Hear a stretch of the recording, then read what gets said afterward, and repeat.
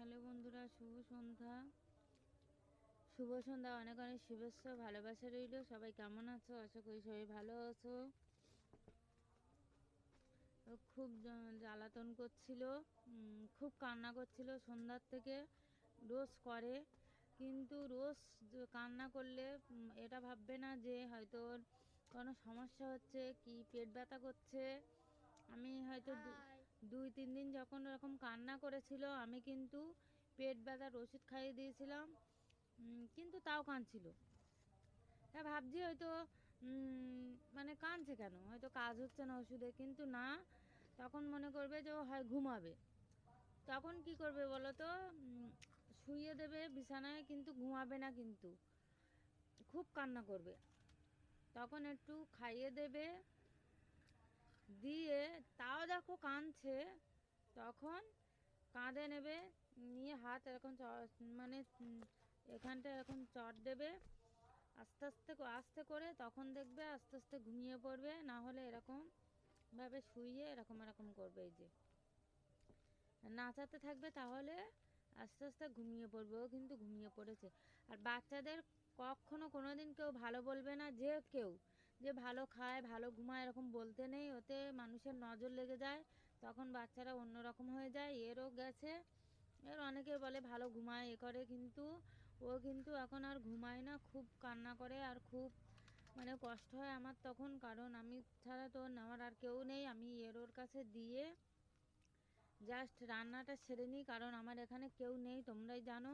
আমার ছেলে আছে, ও কিন্তু স্কুলে যায়, যতক্ষণ বাড়ি থাকে ধরে। আর পাড়াতে দুটো ননদ আসে, ওরা একটু করে নেয়। একটা যা আছে সে নেয়, আমার যা নেয়। আমার যা যখন সময় পায় তখন তো দিয়েই দিই, কিন্তু ওরও তো রান্না আছে, কাজ আছে বলো। ওরও একটা ছেলে আছে ছোট, কিন্তু আমি যখন যার কাছে সময় পাই আমি দিয়ে দিই। আমার শ্বশুরমশাইয়ের কাছে দিয়ে দিই, দিয়ে আমি করে নিই, মানে কাজগুলো করে নিই। কিন্তু ও থাকতেই চায় না, কান্না করে সবসময়। আর রোজ একটা ওর হ্যাবিট হয়ে গেছে, সন্ধ্যা পড়লেই ও ভীষণ জোরে কান্না করবে। তুমি হয়তো ভাববে ওর পেট ব্যথা করছে কি, কোনো অন্য কোনো অসুবিধা হচ্ছে, কিন্তু ওর কোনো কিন্তু অসুবিধা হচ্ছে না। ও ঘুমানোর জন্য ওরকম করে। তখন এত খারাপ লাগে যে অত কান্না করছে কেন। ওখানে শুইয়ে দিয়েছি, ও ওখানে ঘুমাবে না। তখন কাঁধে তুলে নিয়েছি আস্তে আস্তে, তখন দেখে চুপ হয়ে গেছে। তাহলে কত দুষ্টু হচ্ছে বলো। যত বড় হয় তখন কিন্তু মানে দুষ্টু হয় খুব। আর বেশি কিন্তু দেখবে মায়েদের কিন্তু বেশি কষ্ট, কারণ একটা বাচ্চা ছোটোর থেকে সব দখল কিন্তু মায়ের কাছে। যেন মার তখন খাওয়া ঘুম কিন্তু উড়ে যায়। আমি সেদিন জাস্ট ওর এখানটায় ঘুম পাড়িয়ে আমি 1 মিনিটও হয়নি ওখানটায় খেতে গেছি নিচেই, তার ভিতর কিন্তু ও উঠেই গেছে, কান্না করছে খুব। একটা যা এসেছিলো পাশে, মিথ্যে কথা না, যাটা যেই আমার মেয়েকে যার কাছে দিই সে নেয়, সে যাটা নিয়েছে, আমি খেতে বসেছি, ও দেখেছে, দেখে ও নিয়েছে, নিয়ে ওইদিকে গেছিলো, সেই ফাঁকে আমি খেয়ে নিয়েছি। আমার কিন্তু সকালে হয় কোনো দিন খাওয়াই হয় না, এরকম হয়, কারণ কেউ বাড়ি না থাকলে খাওয়াই হয় না। কোনো সময় সকালের খাওয়া আমার দুপুর 12টায় হয়, এরকম হয়। কিন্তু কিন্তু কিছু করার নেই। রাতে তো ঘুমাতেই পারি না, অত ঘুম হয় না। দেখো এখন কিন্তু ঘুমাচ্ছে, আর কিন্তু জাস্ট আমি এরকম নেচেই যাচ্ছি ওর নিয়ে, এখন কিন্তু ঘুমাচ্ছে।